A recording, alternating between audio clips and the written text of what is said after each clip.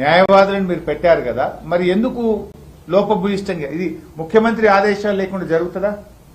రాష్ట్రానికి సంబంధించిన ఇంత అతి ముఖ్యమైనటువంటి కేసు, గోదావరి జలాలకు సంబంధించినటువంటి కేసు ఇవాళ వస్తుందంటే 2 రోజుల ముందు ముఖ్యమంత్రి, నీటిపారుదల శాఖ మంత్రి, న్యాయశాఖ మంత్రి, సీనియర్ అధికారులు రివ్యూ చేస్తారు ఎప్పుడైనా. మీరు ఎందుకు రివ్యూ చేయలే?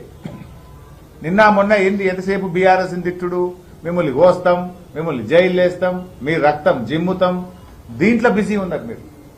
రాష్ట్ర ప్రయోజనాలు కాపాడడంలో మీ వైఫల్యం కొట్టొచ్చినట్టు కనబడుతుంది. ఇది వైఫల్యం అనాలనా? ఇది ఉద్దేశపూర్వకంగా ఆంధ్రప్రదేశ్ కు జలాలు వదలడానికి, గోదావరి బనకచెర్ల ప్రాజెక్టు ముందుకు సాగడానికి మీ పరోక్ష సహకారం అనాలనా? ఇవాళ మీరు సమాధానం రాష్ట్ర ప్రజలకు చెప్పాలి. ఇప్పుడు గతంలో కూడా మీరు విరిటేసినారు. విరిటేస్తే సుప్రీంకోర్టు మొట్టికాయలేసి కొట్టేసింది. రిట్టు నిలవదు, రిట్టు వేయడం తప్పు అని సుప్రీంకోర్టు డిస్మిస్ చేసింది. రిట్టు డిస్మిస్ అయితే ఇప్పుడు సూట్ వేసింది, సూట్ కూడా డిస్మిస్ అయిపోయింది. 7 నెలలుగా ఏం తమాషాలు చేస్తున్నారు మీరు? ఈ విషయాన్ని బయటకు తెచ్చిందే బీఆర్ఎస్ పార్టీ. అంటే ఈ రిట్టు కూడా ఎప్పుడేసింది తెలుసా? అప్పుడు గోదావరి నల్లమల్ల సాగర్ మీద ఆంధ్రప్రదేశ్ ప్రభుత్వం టెండర్లు పిలిచింది. టెండర్లు ఫైనల్ అయిపోయి టెండర్లు ఓపెన్ అయ్యేదాకా కోర్టులో కేసు వేయలే. సో దట్ టెండర్లు మళ్ళీ ఎక్కడైనా కోర్టు స్టే ఇస్తుందేమో అని 11 డిసెంబర్ 2025 నాడు టెండర్లు క్లోజ్ అయినాయి. గోదావరి నల్లమల్ల సాగర్ టెండర్లు 11 డిసెంబర్ 2025కు పూర్తయినాయి. వీళ్ళు రిట్ ఎప్పుడు వేసిండ్రు? 16 డిసెంబర్ 2025 టెండర్లు అయిపోయినాక 5 రోజులకు సుప్రీంకోర్టులో రిట్ వేసింది. సుప్రీంకోర్టు అన్నది ఇలాంటి కేసుల్లో రిట్ వేయడానికి వీల్లేదని, అది కూడా తప్పుడు లోపభూయిష్టమైన రిట్ వేస్తే సుప్రీంకోర్టు మొట్టికాయలేసింది, రిట్ డిస్మిస్ చేసింది.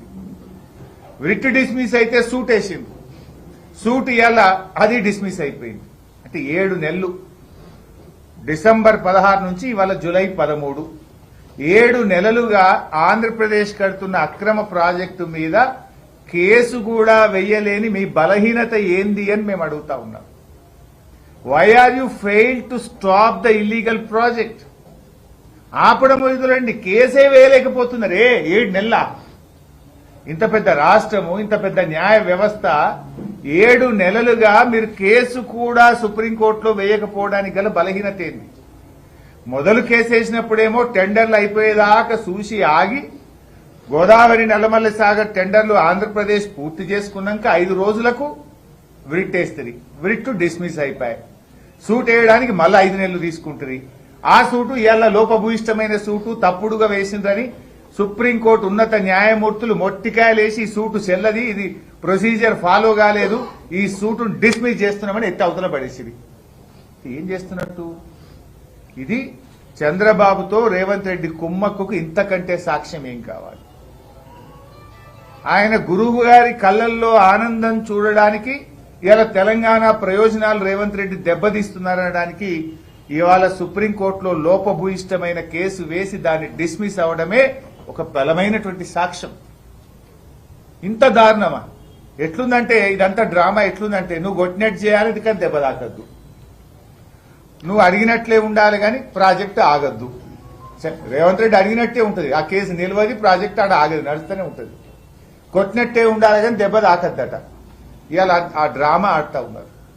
ఇవాళ రేవంత్ రెడ్డి తెలంగాణ ఉద్యమ ద్రోహే కాదు, ఇవాళ తెలంగాణ పాలిట ఒక జలద్రోహిగా కూడా మారిపోయినాడు. ఎందుకు ఇవాళ కేసు ఫెయిల్ అయింది? మొదటిసారి ఫెయిల్ అయినప్పుడైనా బుద్ధి రావాలి కదా, అప్పుడే రిట్టేస్తుంది, అది కొట్టుడు బాయ్. రెండోసారి సూట్ అన్న సరిగా వేయాలి కదా, ఇవాళ మళ్ళా కొట్టుడు పోద్దా? 7 నెలల తర్వాత కూడా ఒక అక్రమ ప్రాజెక్టును ఆపే తెలివితేటలు మీకు లేవా? ఆ రోజుల్లో మేము ఎన్ని ఆపినాం? రాయలసీమ లిఫ్ట్ ఇరిగేషన్ మేము పోయి కోర్టులో స్టే తెచ్చినాం కదా. ఆంధ్రప్రదేశ్ అక్రమ ప్రాజెక్టుల మీద ఎన్నో స్టేలు తెచ్చింది బీఆర్ఎస్ ప్రభుత్వం. నువ్వెందుకు ఆపలేకపోతున్నావు? అంటే నీ లోపభూయిష్టమైన విధానం, అంతర్గత చంద్రబాబుతో ఉండే నీ ఒప్పందం వల్లనే ఇవాళ రాష్ట్రాల హక్కులకు దెబ్బ తగిలేటువంటి పరిస్థితి కనబడతా ఉంది. నాకు తెలిసి దేశంలో ఒక రాష్ట్ర ప్రభుత్వం వేసిన సూటు ఇంత వేగ్గా ఉంటది, లోపభూయిష్టంగా ఉన్న సందర్భం ఏదైనా ఉందంటే ఇదే కావచ్చు నాకు తెలిసినంత వరకు.